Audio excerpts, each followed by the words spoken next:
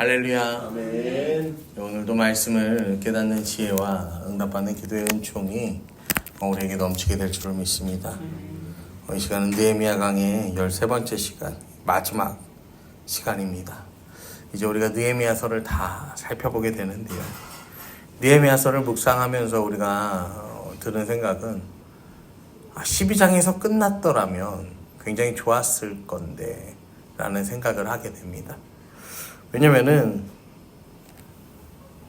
포로에서 돌아온 백성들이 엄청난 사명감을 가지고 무려 52일이라는 시간 만에 6.4km 이 총 42곳의 공사 현장에서 성벽 재건을 합니다.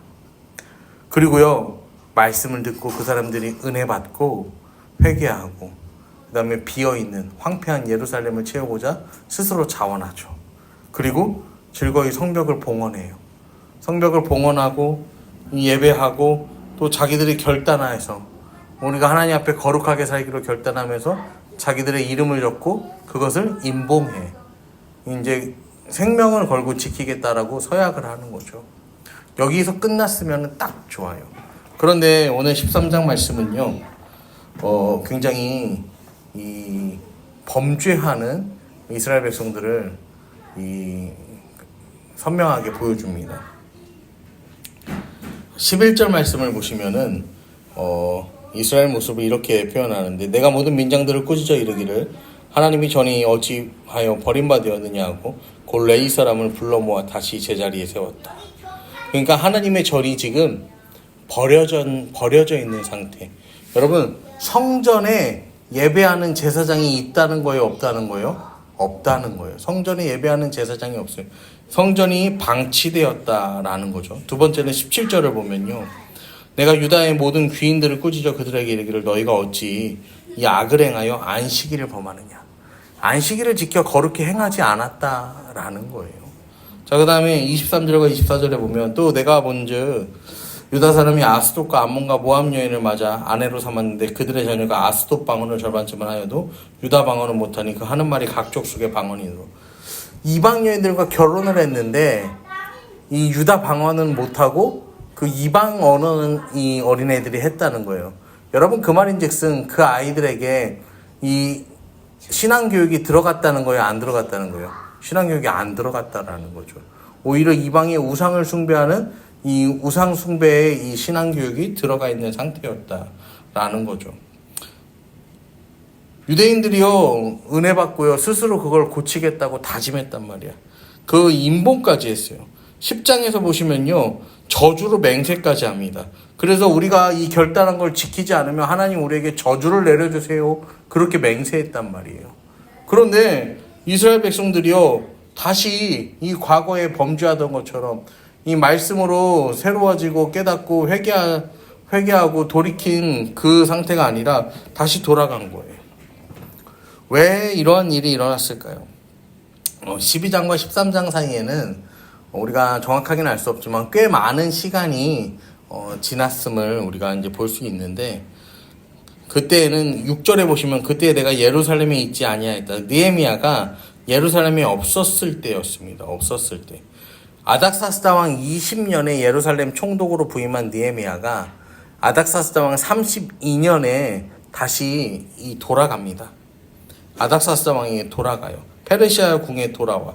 그래서 돌아갔다가 며칠 후에 예루살렘에 다시 왔다라고 했는데, 이 며칠 후라는 단어가 욤이라는 단어인데 이게 날 또는 해의 표현이에요. 그러니까 몇 날 며칠이 될 수도 있는 거고 또 뭐가 될 수 있는 거예요? 몇 해가 될 수도 있는 표현인 거예요. 이게 며칠 후라고 했는데 이 거리가 한 1500km 정도 되거든요. 왕의 궁전에서 예루살렘까지. 그러니까 이 거리를 갔다가 바로 며칠 만에 돌아오지는 않았을 거예요. 그러니까 아마 이 몇 년 정도는 다시 그 페르시아 궁에서 왕의 신하로 일을 하지 않았을까? 우리가 그렇게 추측을 해볼 수가 있습니다. 그리고 아닥사스다 왕이 42년을 통치해요. 그러니까 32년에 돌아간 느헤미야가 아마 왕이 죽고 나서 다시 예루살렘으로 돌아오지 않았을까, 우리가 그렇게 생각해 볼 수가 있습니다. 돌아왔는데 이스라엘의 모습이 굉장히 참담한 모습으로 바뀌어 있는 거예요. 자기 뒤를 이어서 온 후임 총독도 굉장히 미웠을 거죠. 그리고 대제사장들 미웠을 거예요. 그렇게 눈물을 흘리면서 서로 회개하고 임봉했던 때가 엊그제 같은데 어떻게 이렇게 범죄할 수 있었을까?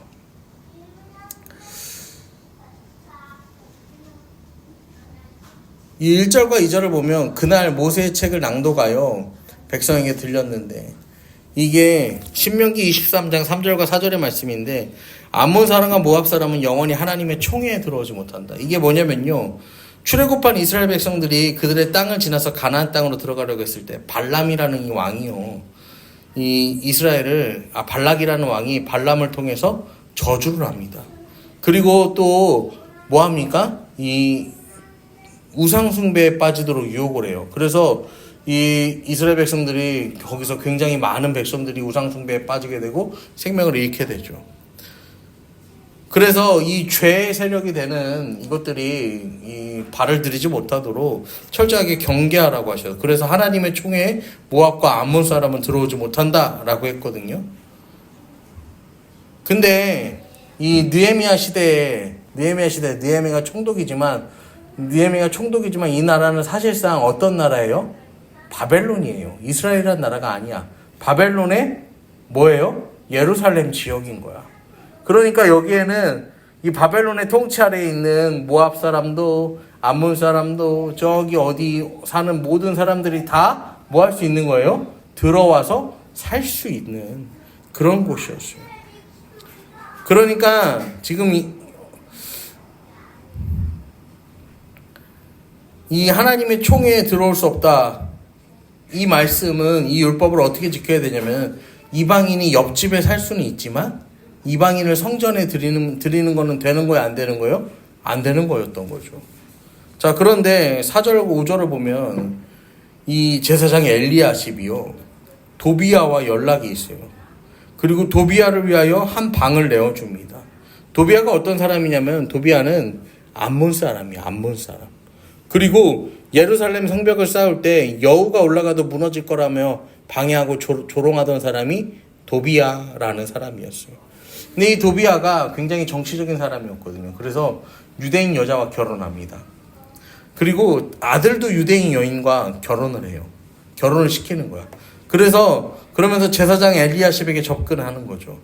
그리고 이 정치적 수완이 좋은 도비야의 덕을 보려는 마음에 이 제사장 엘리야십이 도비야의 편의를 봐줘요. 하나님의 총회에 들어올 수 없는 암몬 사람을 이 성전에, 거기다가 성전에 드리는 것도 모자라서 방을 내어줘. 여러분, 그 방이 어떤 방이래요? 하나님께 바친 온갖 재물들을 두는 곳. 레위 사람들에게 그 분배물을 줄 곳을 내어주는 거예요. 여러분, 그러니까요, 백성들이 땀 흘려 얻은 것을 하나님께 드리고 그것들이 마땅히 레위 사람들과 제사장들에게 분배되어야 되는데, 이게 제대로 됐겠어요, 안 됐겠어요? 제대로 분배가 이루어지지 않은 거예요. 고양이한테 생선을 맡긴 격이 돼버렸으니까요.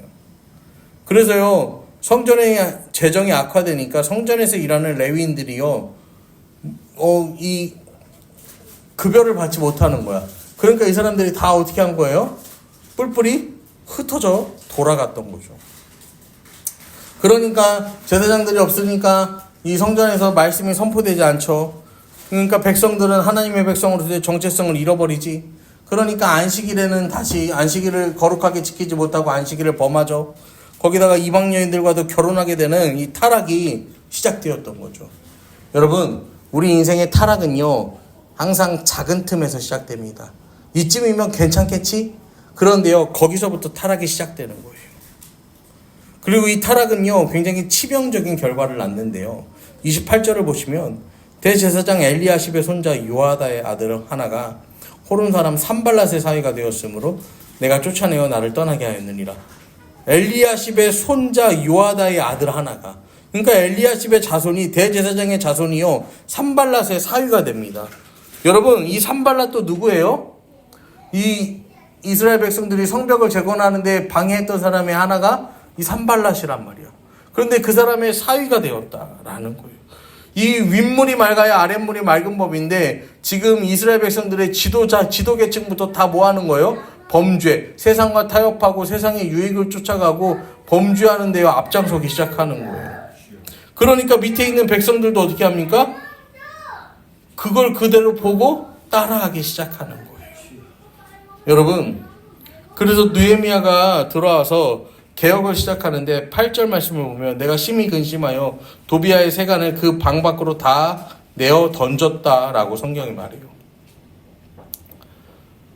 그리고 다시 그 방을 성전의 방을 제물로 채우고 도망할 레위인들을 데려와요.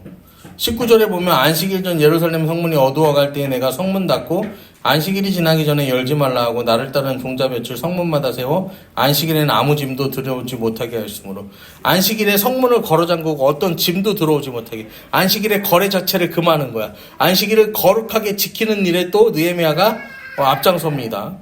그리고 25절에 보면 내가 그들을 책망하고 저주하여 그중 몇 사람을 때리고 그들의 머리털을 뽑고 이르되 너희 딸들을 그의 아들들에게 주지 말고 너희 아들들이나 너희를 위하여 그들의 딸을 데려오지 아니하겠다고 하나님을 가리켜 맹세하라. 이방 여인과 결혼하고 그 자녀들은 유다 방언을 하지 못하는 걸 보고요. 책망하고 저주하고 때리고 머리털을 뽑아요. 그리고 완전 진짜 하나님 앞에 맹세 막 이 강제로 막 맹세하게 막 이렇게 하는 거죠. 너무 과격해 보이기도 합니다. 여러분, 느헤미야가 그런데 왜 이렇게까지 했을까요? 그렇게 하지 않으면, 그렇게라도 하지 않으면 하나님의 저주가 임할까봐. 그렇게 해서라도 돌이키는 것이 하나님의 저주를 막는 유일한 길이라고 생각했기 때문이에요. 여러분, 그리고 느헤미야는요, 이렇게 개혁을 하나씩 마칠 때마다요, 하나님께 기도하거든요. 이 11조를 회복한 다음에 이렇게 기도합니다. 14절입니다. 내 하나님이여 이 일로 말미암아 나를 기억하옵소서. 내 하나님의 전과 그 모든 직무를 위하여 내가 행한 선한 일을 도말하지 마옵소서. 안식일을 회복한 다음에 또 이렇게 기도해요. 22절 하반절을 보면 내 하나님이여 나를 위하여 이 일도 기억하시옵고 주의 크신 은혜대로 나를 아끼옵소서. 그 다음에 결혼, 이 가정을 회복한 다음에 이렇게 기도합니다. 31절 하반절 내 하나님이여 나를 기억하사 복을 주옵소서. 얼핏 보기에는요 이게요 자기 자랑하는 기도로 보일 수도 있어요. 그런데요 이 기도는 사실 이런 기도예요. 하나님, 우리가 최선을 다해서 하나님께 돌아가려는 이 모습 하나님 보셨잖아요. 그러니까 하나님 우리에게 복 주세요. 우리를 도와주세요. 그렇게 기도했던 거예요. 인간은 한계가 있다는 걸 명확하게 알았기 때문에 하나님의 도우심을 간절하게 기도하는 거예요. 하나님, 우리 최선을 다했어요. 이제 하나님께서 도와주세요. 이런 기도를 드리는 거예요. 여러분, 느헤미야 13장이요 이렇게 끝납니다. 느헤미야 이후에 성경 말씀이 있을까요, 없을까요? 느헤미야 이 동시대에 말라기서가 선포돼요. 그러니까 이때부터 세례 요한의 때까지 400년 동안은요 이스라엘 백성들에게요 하나님의 말씀이 임하지 않는 시대거든요. 그러니까 느헤미야서가요 완결로 끝나는 게 아니라 뭘로 끝나는 거예요? 미결로 끝나는 거예요. 이스라엘 백성들이 어떻게 잘 되었더라 이게 아니라 그냥 그렇게 끝나는 거예요.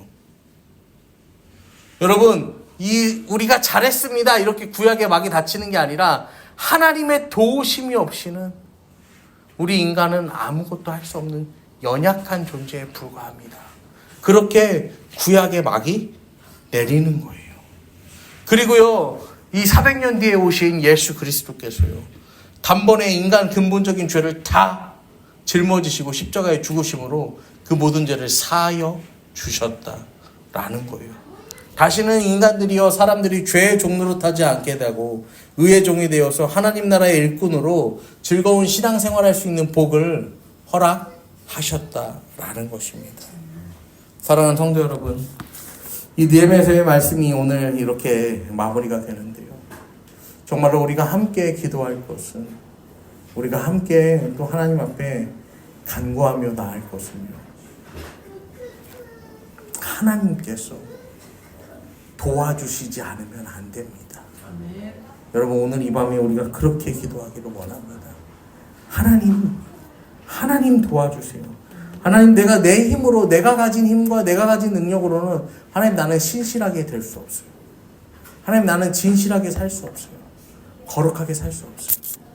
그렇다고 해서 하나님 내가 아무것도 하지 않는 게 아니라 하나님 저도 이렇게요 치열하게 몸부림칠 테니까요. 하나님 이 치열하게 몸부림치는 나를 하나님 그냥 두지 마세요. 하나님 나를 도와주세요.